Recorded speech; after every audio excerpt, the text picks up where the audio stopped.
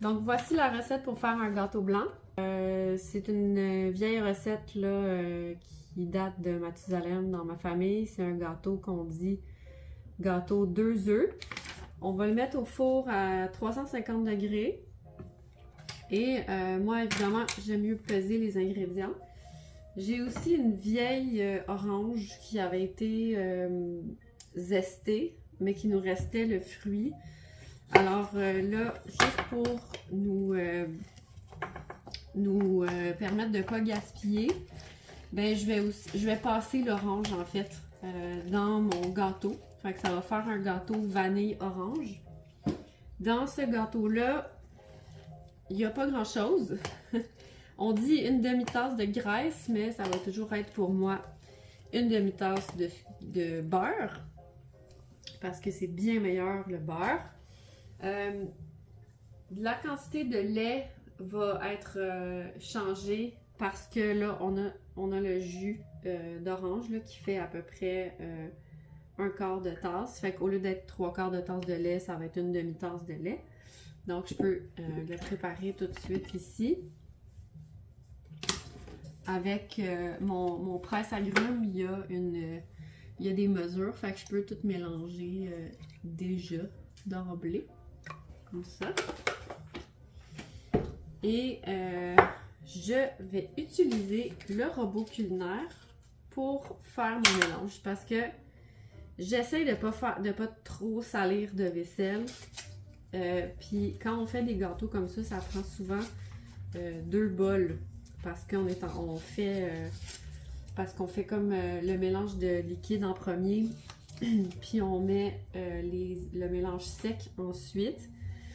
Mais là, moi j'aime pas trop ça. Fait que j'essaie de garder ça assez simple. Donc, j'utilise le robot pour aussi malaxer le tout. Le robot, ça sert pas juste à couper, ça sert aussi à mélanger. Donc, je vais utiliser mon beurre également pour graisser mon moule. J'achète dans les magasins usagés des moules de marque Glass Bake ou des moules en pyrex, donc en vitre. Je trouve qu'il n'y a jamais rien qui colle là-dedans. Même si on brûle, à part si on brûle du sucre, mettons, je trouve qu'il n'y a jamais rien qui colle là-dedans. C'est extrêmement durable. Glass Bake, c'est une marque qui faisait des produits de verre à partir des années 20 ou 30, je pense. Donc, c'est vraiment très durable. En même temps que je parlais, j'ai graissé mon moule. Donc, moi, j'y vais à la bonne franquette. Si on ne veut pas se salir les mains, on peut faire ça plus proprement. Mais c'est important quand même de graisser notre moule. Alors, je vais tout de suite commencer par mettre mon beurre, mes œufs, ainsi que mon sucre dans mon robot pour pouvoir faire ce qu'on appelle défaire en crème. Donc d'habitude, on va défaire en crème le beurre avec le sucre. Donc ici, une tasse de sucre. Bon. D'habitude, j'ai mes mesures en grammes tout le temps dans mes recettes. Là, je semble avoir oublié. Mais c'est pour m'éviter aussi de trop salir de la vaisselle. Okay? Le fait d'avoir tout en grammes nous permet de réutiliser notre même bol de mesure. Ici. Ça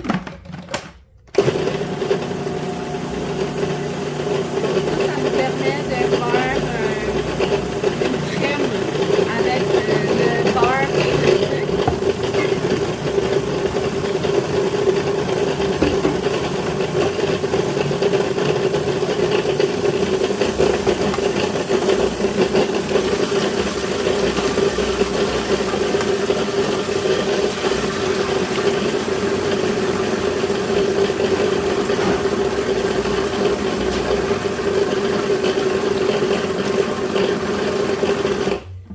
Avec mon robot culinaire, il existe une spatule spécifique pour ça, fait que je m'en sers vraiment souvent. laisser rouler un peu.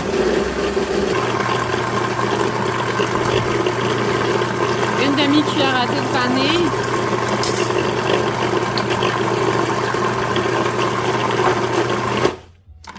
Puis on voit ici que le mélange est devenu vraiment crémeux. Donc au début, ça a commencé par des grumeaux comme ça. Puis c'est devenu la belle crème qu'on est supposé avoir quand on fait des gâteaux. Donc maintenant que j'ai préparé mes ingrédients mouillés, je vais préparer mes ingrédients secs dans mon même bol de prise de mesure. Fait que ma farine, c'est 173 grammes. Je vais rajouter 2 cuillères à thé et demi de poudre à pâte. Parce que c'est un gâteau qui va quand même monter beaucoup. Puis, la bonne façon de faire des mesures, c'est en faisant comme ça. Pour être sûr qu'on n'en met pas trop. On va toujours aller couper, si on veut, le top avec un bord de couteau. Comme ça.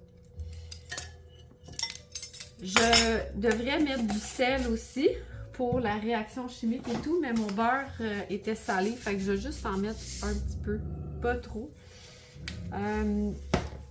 Et je crois que j'ai fini déjà. Fait que farine, poudre à pâte, sel, graisse, sucre, vanille, œuf, lait. Donc tout est prêt. Donc là, quand on fait un gâteau, il faut généralement mélanger sec dans les mouillés et en alternant avec du liquide pour que tout s'agglomère vraiment bien.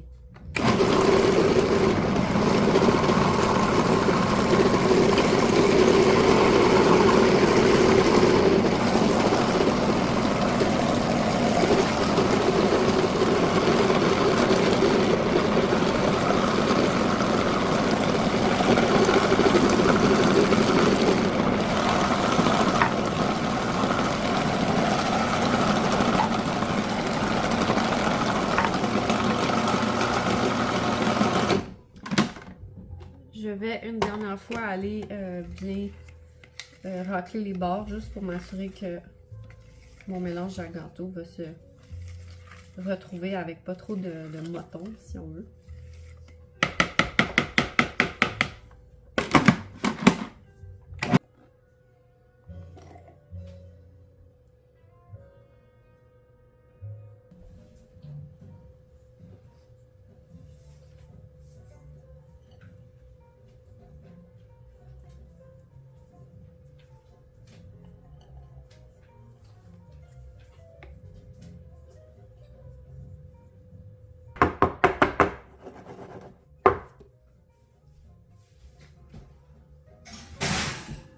Voici la vaisselle qui a lavé pour un seul gâteau.